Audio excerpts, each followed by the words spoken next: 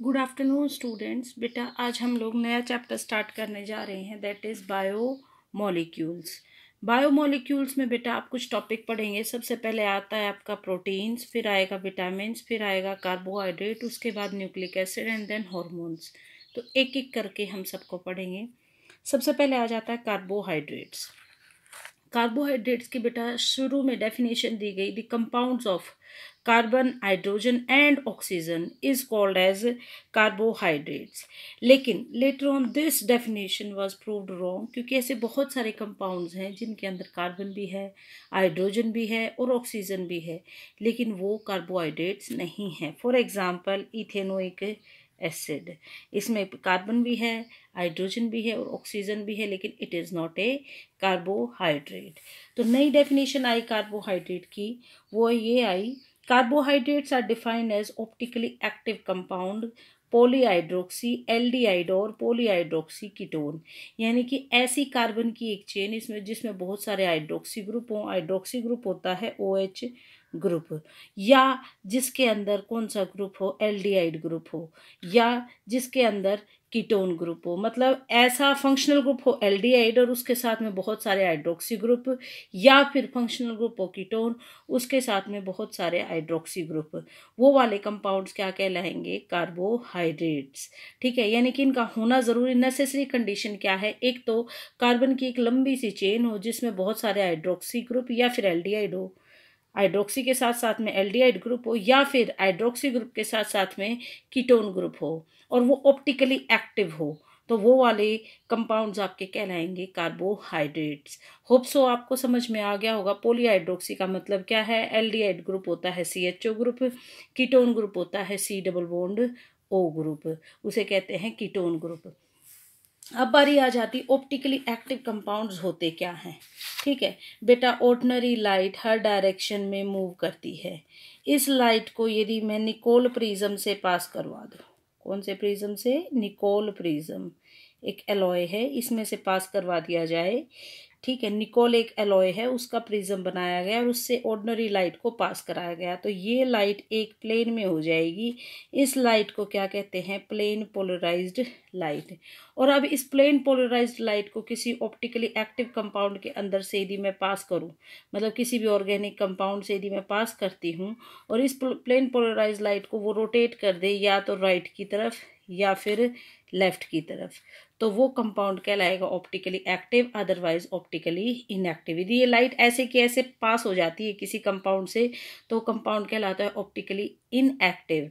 लेकिन अब ये लाइट क्या हो रही है, या तो राइट की तरफ रोटेट हो रही है या लेफ्ट की तरफ, तो ये कंपाउंड क्या कहलाएगा, ऑप्टिकली एक्टिव कंपाउंड।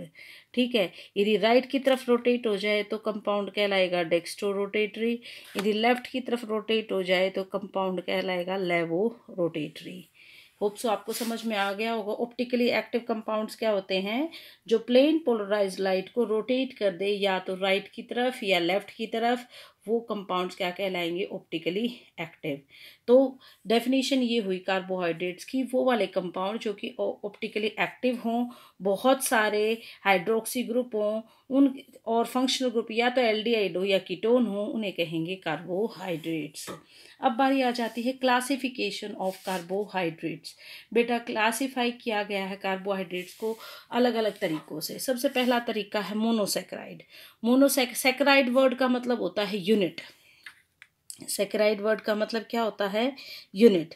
यानी कि जिसके अंदर 3 से लेकर के 7 कार्बन तक हों, उन्हें क्या कहेंगे, 3 से 7 कार्बन हों, उन्हें क्या कहेंगे, मोनोसैकेराइड। एग्जाम्पल हो गया जैसे कि ग्लूकोज, ग्लूकोज के अंदर 6 कार्बन होते हैं। ठीक है, तो ये मोनोसैकेराइड है। ओलिगोसैकेराइड वो होते हैं जिनको हाइड्रोलाइज कर सके, मतलब तोड़ा जा सके छोटी यूनिट्स में, उन्हें क्या कहेंगे, ओलिगोसैकेराइड। ओलिगोसैकेराइड की आगे क्लासिफिकेशन की गई है डाइसैकेराइड। डाइसैकेराइड मतलब जिनको तोड़ करके 2 यूनिट मिल जाए, 2 यूनिट किसकी, मोनोसैकेराइड की, उन्हें कहेंगे ओलिगो डाइसैकेराइड। ओलिगो की एक टाइप है डाइसैकेराइड। नेक्स्ट है ट्राइसैकेराइड। ट्राइसैकेराइड क्या होंगे, जिनको हाइड्रोलाइज करने पर 3 मोनोमर यूनिट मिल जाएं, और टेट्रासैकेराइड वो होंगे जिनको हाइड्रोलाइज करने पर 4 यूनिट मिल जाएं। ठीक है। इनके एग्जाम्पल हो गए आपके सुक्रोज हो गया, जैसे कि लैक्टोज हो गया। इनको हाइड्रोलाइज करने पर 2 से 3 यूनिट मिलती है हमें मोनोसेक्राइड्स की। नेक्स्ट आ जाता है पॉलीसेक्राइड। पॉलीसेक्राइड वो होंगे जिनको हाइड्रोलाइज करने पर बहुत सारी मोनोसेक्राइड्स की यूनिट मिलती हों, जैसे कि आपका अमाइलोज हो गया, आपका अमाइलोपेक्टिन हो गया। इनको तोड़ने पर आपको बहुत सारी किसकी यूनिट मिलेंगी, मोनोसेक्राइड्स की। तो ये आगे आप सारे पढ़ेंगे, आपके कंसेप्ट आगे क्लियर हो जाएगा। नेक्स्ट क्लासिफिकेशन है शुगर एंड नॉन शुगर, जो कि स्वीट हो टेस्ट में, वाटर सॉल्युबल हो और क्रिस्टलाइन हो, उन्हें कहेंगे शुगर। जो नॉन स्वीट हो, अमोर्फस हो, ठीक, और वाटर इनसॉल्युबल हो, उन्हें कहेंगे नॉन शुगर। एक और क्लासिफिकेशन है कार्बोहाइड्रेट्स की, that is reducing and non reducing. These are the various classification of carbohydrates. अभी इनको एक एक बारी बारी से हम पढ़ेंगे। जैसे कि सबसे पहले आ जाता है ऐसी कार्बोहाइड्रेट्स जो कि स्वीट हो, वाटर सॉल्युबल हो, क्रिस्टलाइन हो, ठीक है, उन्हें क्या कहेंगे हम, शुगर। एग्जाम्पल देखिए, आपने पढ़ा हुआ है ग्लूकोज। ग्लूकोज क्या है आपका, वाटर सॉल्युबल, तो ये आपका एक क्या हो गया, शुगर हो गया। नॉन शुगर क्या हो गया, जो कि नॉन स्वीट हो टेस्ट में, वाटर इनसॉल्युबल हो और अमोर्फस हो, उन्हें क्या कहेंगे, नॉन शुगर। जैसे कि आपकी लकड़ी है जो, वो एक कार्बोहाइड्रेट है, क्या वो स्वीट है टेस्ट में, नो। क्या वो वाटर सॉल्युबल है, नो। क्या वो क्रिस्टलाइन है, नो। तो वो क्या हुआ, ये सारी प्रॉपर्टीज किसकी मैच करती हैं, उसकी नॉन शुगर्स की, because it is non sweet, water insoluble and amorphous. Hence we can say that जो चेयर जिस लकड़ी से बनी है, that is called as a non sugar. Next classification है आपकी reducing and non reducing. Reducing वो होंगे जो कि टॉलेंस रिएजेंट के साथ रिएक्ट करें, विच रिड्यूसेस टॉलेंस रिएजेंट्स, वो क्या कहलाएंगे, मतलब टॉलेंस रिएजेंट एक रिएजेंट है, अमोनिकल सिल्वर नाइट्रेट का सॉल्यूशन है, AgNH3 पॉजिटिव, ठीक है, यानी कि अमोनिकल सिल्वर नाइट्रेट का सॉल्यूशन कहलाता है टॉलेंस रिएजेंट। जो टॉलेंस रिएजेंट के साथ रिएक्ट कर जाए वो क्या होगा, रिड्यूसिंग। तो जितने भी मोनोसेक्राइड्स हैं, जैसे कि ग्लूकोज हो गया, गैलेक्टोज हो गया, आपका फ्रक्टोज हो गया, ये सारी मोनोसेक्राइड्स हैं। और जितने भी डाइसेक्राइड्स हैं, लैक्टोज, माल्टोज, एक्सेप्ट सुक्रोज, क्योंकि सुक्रोज एक डाइसेक्राइड है, फिर भी ये एक नॉन रिड्यूसिंग है, ना कि रिड्यूसिंग। तो जितने भी मोनोसेक्राइड्स हैं और डाइसेक्राइड हैं except sucrose are reducing in nature. Next आ जाता है non reducing, which do not reduce Tollens reagent are known as non reducing sugar. ठीक है, जितने भी बेटा पॉलीसेक्राइड्स हैं आपके और सुक्रोज है, ये सारे क्या कहलाएंगे, नॉन रिड्यूसिंग शुगर। अब बारी आ जाती है, this is the classification of the various carbohydrates. मैं फिर बता रही हूँ, क्लासिफिकेशन ऑफ कार्बोहाइड्रेट्स हमने पढ़ी है, जिनमें आ जाता है मोनोसेक्राइड, ओलिगोसेक्राइड, पॉलीसेक्राइड। ये क्लासिफिकेशन होगी शुगर, नॉन शुगर। एक क्लासिफिकेशन होगी रिड्यूसिंग, नॉन रिड्यूसिंग। नेक्स्ट आ जाता है आपका मोनोसेक्राइड्स। मोनोसेक्राइड आपके दो टाइप के होंगे, एल्डोज और कीटोज। एल्डोज तो वो होते हैं जिनमें कार्बन की एक चेन में फंक्शनल ग्रुप हो एल्डिहाइड, तो वो वाला मोनोसेक्राइड कहलाएगा एल्डोज। और ऐसा मोनोसेक्राइड जिसमें फंक्शनल ग्रुप हो कीटोन, तो वो क्या कहलाएगा, कीटोज। क्योंकि कीटोन एक बाई फंक्शनल ग्रुप है, तो कभी भी कीटोन ग्रुप है वो कब टर्मिनल पोजीशन पे नहीं आता है, मतलब कार्बन की एक चेन में आगे या पीछे नहीं आएगा कीटोन। कीटोन हमेशा आपका एटलीस्ट दूसरे या तीसरे कार्बन पे मिलता है, कभी भी आपको फर्स्ट और लास्ट कार्बन पे नहीं मिलेगा। यदि फर्स्ट और लास्ट कार्बन पे C डबल बॉन्ड O दे रखा है तो वो एल्डिहाइड है, ना कि वो कीटोन। ये पहचान है। अब बात करते हैं कुछ मोनोसेक्राइड्स की। तो सबसे पहले मोनोसेक्राइड आती है मेरी grape sugar, that is also known as, क्योंकि it is obtained from grapes, that is why it is called as grape sugar। अब बात करते हैं इसको दूसरा नाम क्या कहलाता है, dextrose, because it is dextrorotatory, क्योंकि ये क्या है, डेक्स्ट्रोरोटेटरी। सबसे पहले हम ग्लूकोज का स्ट्रक्चर करते हैं। बेटा ग्लूकोज के स्ट्रक्चर को जब हम देखें, कार्बन के अंदर कितने, ग्लूकोज के अंदर कितने कार्बन होते हैं, टोटल 6 कार्बन है। याद करने का बेस्ट तरीका बताती हूँ मैं आपको। फंक्शनल ग्रुप होगा इसके अंदर एल्डिहाइड, तो आप ऐसे बना दीजिए, आपके लिए आसान रहेगा याद करना। ठीक है। सिर्फ थर्ड कार्बन पे 1 2 3 थर्ड कार्बन पे OH ग्रुप इधर आएगा, बाकी सभी में OH ग्रुप इस तरफ आएगा, OH OH OH, और ये आपका क्या हो गया CH2OH। कंडीशन फुलफिल कर लीजिए। एक कार्बन कितने बॉन्ड बनाता है? 4 बॉन्ड बनाता है, तो 1 2 3 बॉन्ड बन चुके, चौथा कौन आएगा? हाइड्रोजन। सिमिलरली यहाँ भी हाइड्रोजन, यहाँ भी हाइड्रोजन, यहाँ भी हाइड्रोजन, और ये हमने ऑलरेडी ले लिया है CH2OH। This is the structure of glucose. इसी तरीके से आपको गैलेक्टोज का स्ट्रक्चर बताती हूँ। वैसे ही आप 6 कार्बन ड्रॉ कर लीजिए, ठीक है। तीसरे कार्बन पे OH इधर आता है, फंक्शनल ग्रुप होता है एल्डिहाइड। तीसरे के साथ साथ में चौथे कार्बन पे भी OH इस तरफ आएगा, बाकी सभी में OH इस तरह डायरेक्शन में आएगा, राइट हैंड साइड, ठीक। तीसरे और चौथे कार्बन पे, ये आपका तीसरा कार्बन है, ये चौथा कार्बन है। तीसरे और चौथे कार्बन पे यदि OH लेफ्ट हैंड साइड आ जाए और बाकी सारे OH राइट हैंड साइड आ जाएं, तो वो आपका क्या कहलाएगा? गैलेक्टोज। नेक्स्ट आ जाता है आपका फ्रक्टोज। फ्रक्टोज के अंदर भी 6 कार्बन होते हैं, और ये आइसोमर होता है ग्लूकोज का। आइसोमर्स क्या होते हैं? जिनका मॉलिक्यूलर फार्मूला क्या हो? सेम हो, और स्ट्रक्चर क्या हो? डिफरेंट है। भाई स्ट्रक्चर तो है डिफरेंट, स्ट्रक्चर डिफरेंट कैसे हुआ? उसमें फंक्शनल ग्रुप था आपका एल्डिहाइड ग्लूकोज के अंदर, और फ्रक्टोज के अंदर आपका फंक्शनल ग्रुप है कीटोन। फंक्शनल ग्रुप कौन सा है? कीटोन। तो आप बाकी वही थर्ड कार्बन पे OH इस तरफ कीजिए, बाकी सारे OH राइट हैंड साइड में।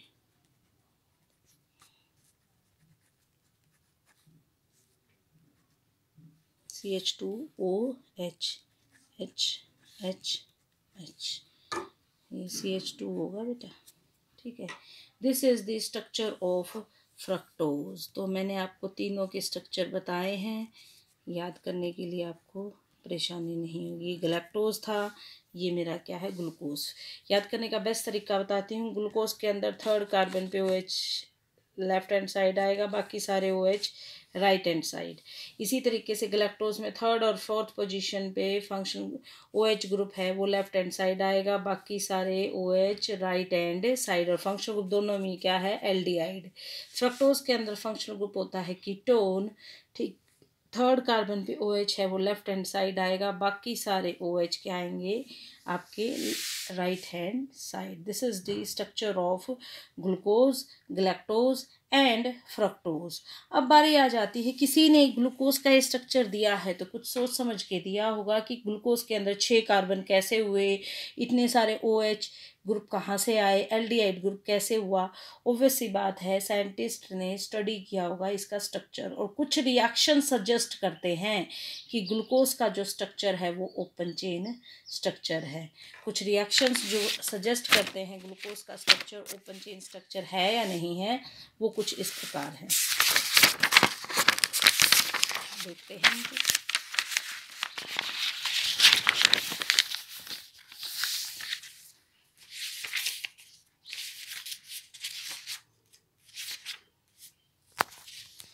Reaction which suggest that the structure of glucose is open chain. पहले तो हम ग्लूकोज बना लेते हैं। अभी मैं इसको कम्पैक्ट फॉर्म में लिख लेती हूँ ताकि मुझे दिक्कत ना आए। कम्पैक्ट फॉर्म में ऐसे लिखा जा सकता है ग्लूकोज को, CH2OH, ठीक।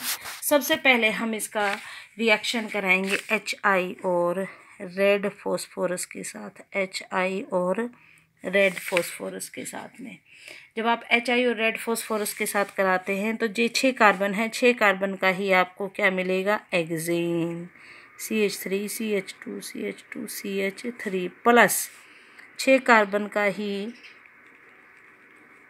2-आयोडोहेक्सेन।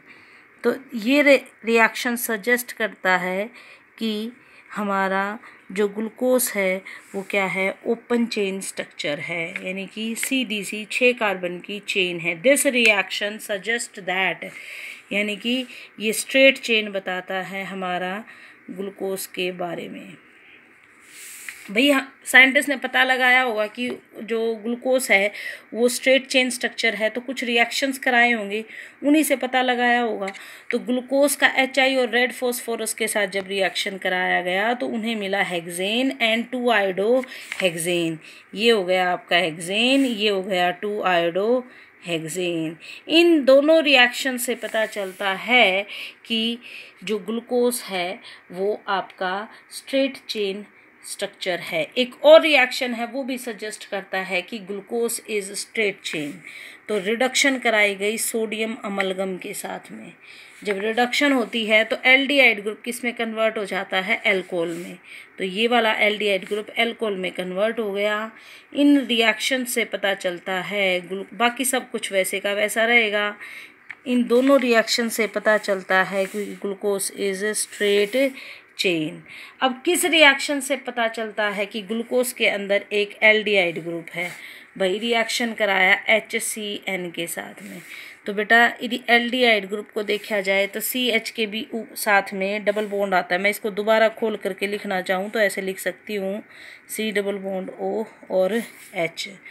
ठीक है बेटा, यदि मैं HCN का इसके साथ रिएक्शन कराऊं तो एल्डिहाइड ग्रुप की खासियत होती है कि हाइड्रोजन साइनाइड और NH2OH के साथ ये रिएक्ट करता है।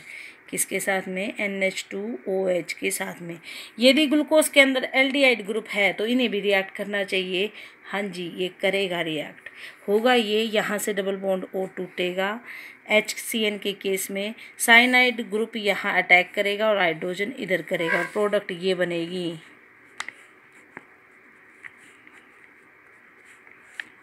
बाकी सब कुछ वैसे का वैसा CH2OH, क्योंकि ये प्रोडक्ट बन रही है। इस रिएक्शन से पता चलता है कि ग्लूकोज के अंदर हमारा एक एल्डिहाइड ग्रुप प्रेजेंट है। नेक्स्ट NH2OH के साथ रिएक्शन कराते हो वाटर निकलेगा आपका और होगा ये H2 और O, ये निकल जाएगा और N और OH बच गया, वो यहाँ जुड़ जाएगा।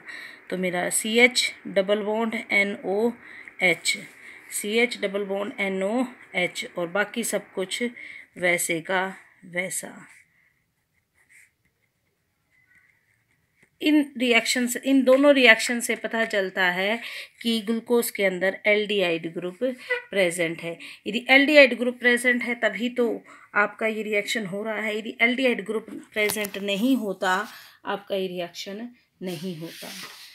नेक्स्ट बारी आ जाती है, एक और रिएक्शन है जो और भी सजेस्ट करता है कि ग्लूकोज के अंदर फंक्शनल ग्रुप कौन सा है, एल्डिहाइड है। आपने पढ़ा है जब भी कभी ऑक्सीडेशन होती है तो अल्कोहल एल्डिहाइड में बदल जाता है और एल्डिहाइड किस में बदल जाएगा, कार्बोक्सिलिक एसिड में। तो ये एल्डिहाइड ग्रुप किस में बदलेगा, कार्बोक्सिलिक एसिड में, COOH ग्रुप में। और ये आपका आ जाएगा CHOH4, ये बन जाएगा CH2OH। ठीक है, एल्डिहाइड ग्रुप आपका किस में बदल जाएगा, कार्बोक्सिलिक ग्रुप में। ठीक है, ये रिएक्शन तीनों ही सजेस्ट करते हैं कि इसके अंदर आपका फंक्शनल ग्रुप कौन सा है, एल्डिहाइड है। अब कैसे पता चले कि इसमें 5 OH ग्रुप है, देखो 4 तो ये वाला और 5वां ये, किन रिएक्शन से पता चलेगा कि एल्डिहाइड ग्रुप के साथ साथ में इसमें 5 OH ग्रुप प्रेजेंट हैं। तो बेटा रिएक्शन करवाया एसिटिक एनहाइड्राइड। एसिटिक एनहाइड्राइड ये होता है CH3CO, CH3CO होगा ये। इसको मैं रफ में करके दिखाती हूँ ताकि आपके लिए समझना आसान हो। देखिए आपका ये है एल्डिहाइड ग्रुप,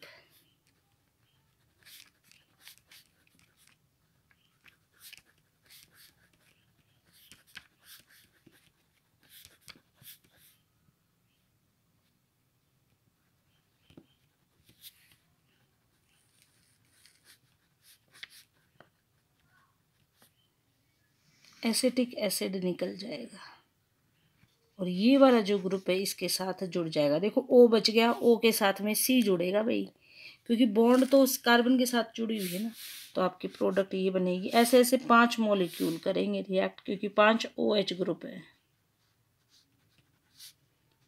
COCH3। आपकी बुक में इसको खोल करके ऐसे दिया है COCH3। ठीक, आप इसको ऐसे ही कर सकते हैं COCH3। C double bond O CH3। सभी OH ग्रुप ऐसे ही आपके रिएक्ट करेंगे जितने की भी हैं वो।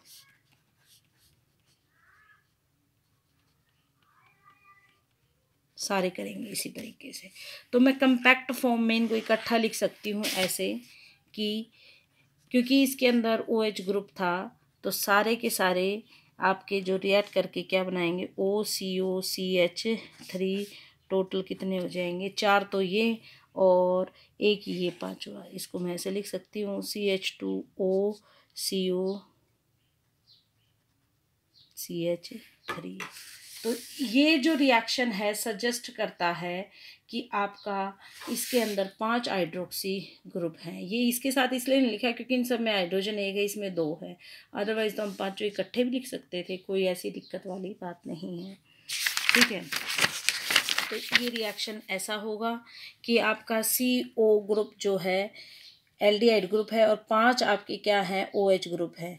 मेरे को स्ट्रेट चेन मिला वो तो HI रेड फॉस्फोरस और सोडियम अमलगम के साथ रिएक्शन कराया, उससे पता चला कि इसके अंदर स्ट्रेट चेन है, कार्बन के 6 एटम है।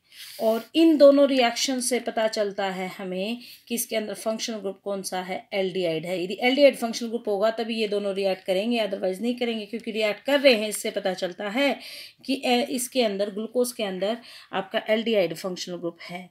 और एक ब्रोमीन वाटर के साथ रिएक्शन कराते हो तो एल्डिहाइड ग्रुप कार्बोक्सिलिक में कन्वर्ट हो जाएगा। इस रिएक्शन से पता चलता है, इन तीनों रिएक्शन से पता चलता है बेटा ग्लूकोज के अंदर एल्डिहाइड ग्रुप फंक्शनल है।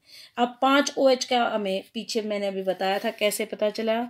CHO ये OH रिएक्ट कर जाएगा एसिटिक एनहाइड्राइड के साथ में और प्रोडक्ट बनेगी OCOCH3 के 4 मॉलिक्यूल और CH2OCOCH3।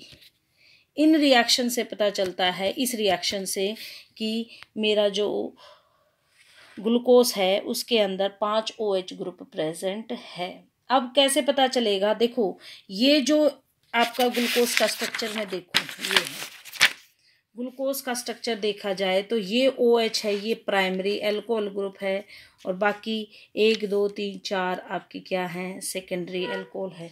अब किस रिएक्शन से पता चले कि इसमें एक प्राइमरी अल्कोहल है, मैंने अभी थोड़ी देर पहले आपको बताया था, अल्कोहल को ऑक्सीडाइज कराएं तो एल्डिहाइड बनता है और एल्डिहाइड को ऑक्सीडाइज कराएं तो कार्बोक्सिलिक एसिड बनेगा।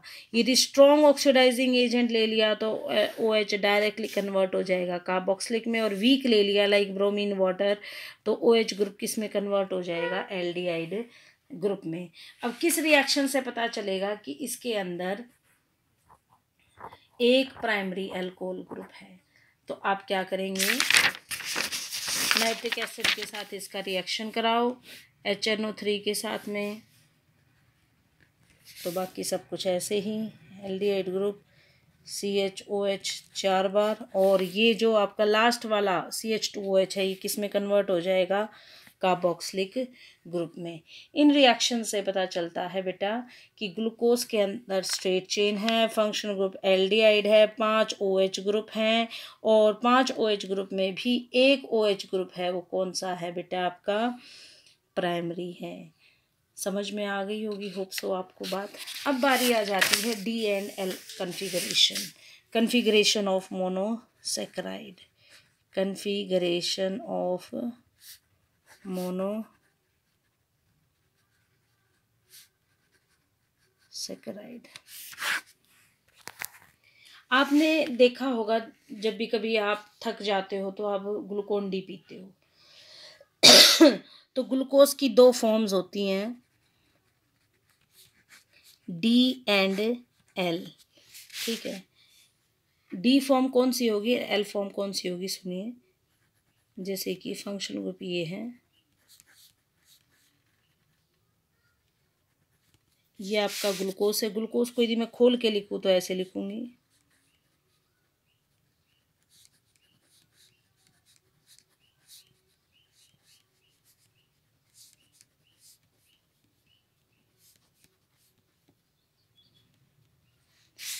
ये है लास्ट कार्बन। लास्ट कार्बन के सेकेंड लास्ट कार्बन को कहते हैं पेनल्टीमेट कार्बन, पेनल्टीमेट कार्बन। बेटा पेनल्टीमेट कार्बन में यदि OH आपका राइट हैंड साइड में आता है तो कन्फिगरेशन कहलाएगा डी कन्फिगरेशन, और यदि यही OH इधर आ जाता लेफ्ट हैंड साइड में तो कहलाता आपका एल कन्फिगरेशन। होप सो आपको समझ में आ गया होगा कि ग्लूकोज की दो कन्फिगरेशन है, डी एंड एल। यदि सेकेंड लास्ट कार्बन पे OH है राइट हैंड साइड में आ जाए तो कन्फिगरेशन कहलाएगा डी, और यदि आपका लेफ्ट हैंड साइड में आ जाए तो आपका कन्फिगरेशन कहलाएगा एल। तो बेटा आपने यहाँ तक अपना होमवर्क करना है। आप prepare your notes so that it will become easy for you to study the further topics, और साथ ही साथ अपना काम याद करते रहिए और मेरे साथ जुड़े रहिए।